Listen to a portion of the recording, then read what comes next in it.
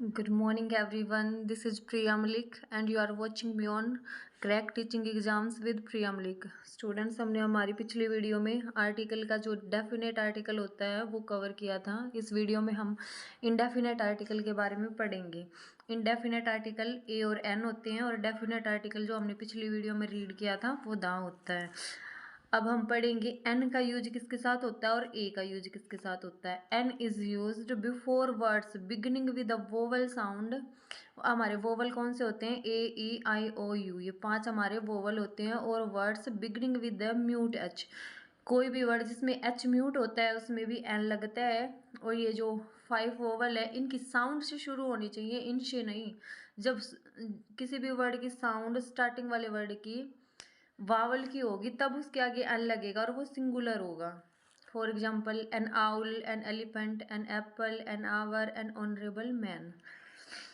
यहाँ पे भी ओ है जो वावल है, एलिफेंट में भी ई है जो वावल है, एप्पल में ए है ये वावल की साउंड, और आवर में एच साइलेंट है और ये ए की साउंड कर रहा है, इस वाले ए की। तो इसलिए इस ये है तो कॉन्सोनेंट पर ये साउंड वोवल की कर रहा है, इसलिए इसके आगे एन लग गया।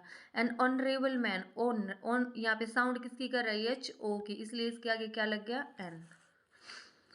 A is used before a word beginning with a consonant. It is also used with the word beginning with a vowel which sounds like a consonant. तो A किसके आगे यूज होता है? ए किसके आगे यूज होता है? कोई भी वर्ड जो कॉन्सोनेंट से शुरू होता है और वो सिंगुलर, और वो कॉन्सोनेंट की ही साउंड करनी चाहिए। अगर वो कॉन्सोनेंट वोवल की साउंड कर रहा है तो वहाँ पे एन लगेगा, और कॉन्सोनेंट की कर रहा है तो ए, जैसे a pen, a table, a boy.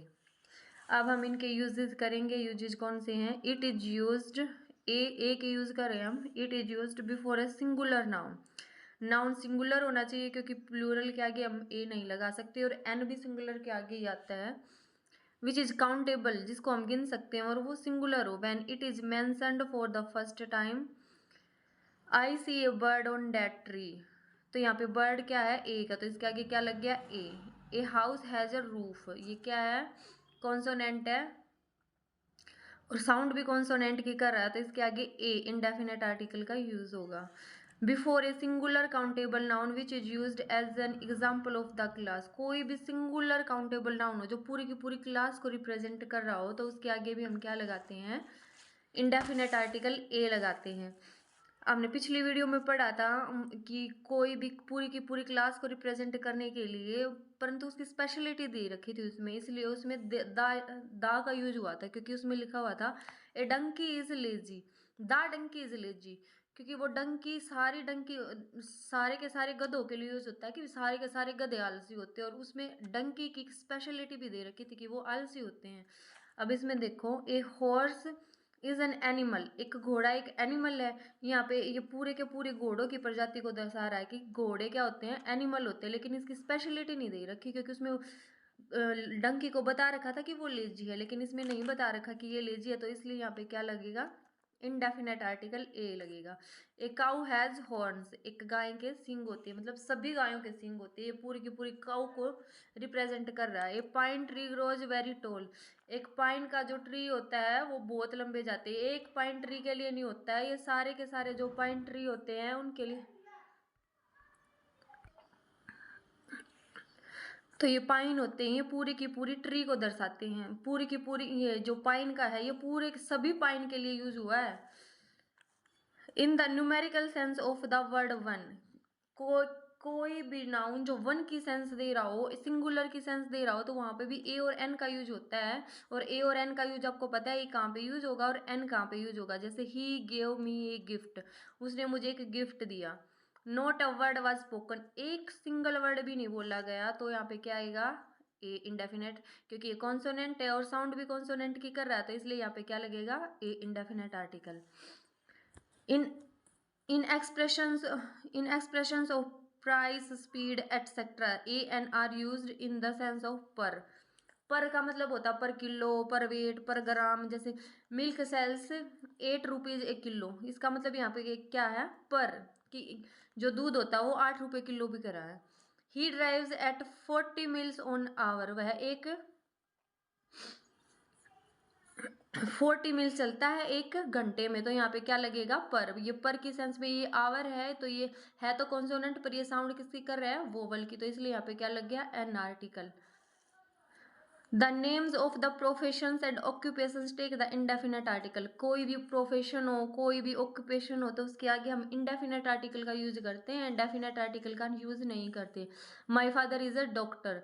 अब ये डॉक्टर क्या एक प्रोफेशन है, डॉक्टर को देखते ही हम क्या लगा देंगे, द। लेकिन जब भी कोई प्रोफेशन हो और ऑक्यूपेशन हो, तो उसके आगे क्या लगता है, इंडेफिनेट आर्टिकल ए का यूज होता है। He grew up to be a politician. वह क्या बना, एक पॉलिटिशियन बन गया। पॉलिटिशियन क्या एक प्रोफेशन है एक, इसलिए इस पॉलिटिशियन, और ये कॉन्सोनेंट है और साउंड भी कॉन्सोनेंट की कर रहा था, इसके आगे कौन सा आर्टिकल यूज हुआ, a. Before Mr and Mrs plus surname, a Mr Mehta came to see you when you were away. अब कोई भी मिस्टर और मिसिज और उसके आगे उसका सरनेम हो, तो वहां पे क्या लगेगा, indefinite article according to sound. जैसे अब यहाँ पे मिस्टर है, ये साउंड भी ये है भी कॉन्सोनेंट और साउंड भी कॉन्सोनेंट की कर रहा, तो यहाँ पे कौन सा आर्टिकल यूज हो गया, ए आर्टिकल।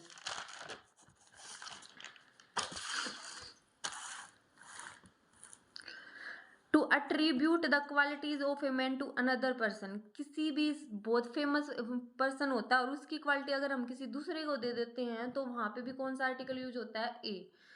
जैसे ही इज ए शेक्सपियर। अब शेक्सपियर क्या था, अभी बहुत बड़ा पोइट था, पोइम लिखता था, वो ड्रामेटिस्ट था, वो सब कुछ लिखता था, और किसको बना दिया शेक्सपियर, ही को।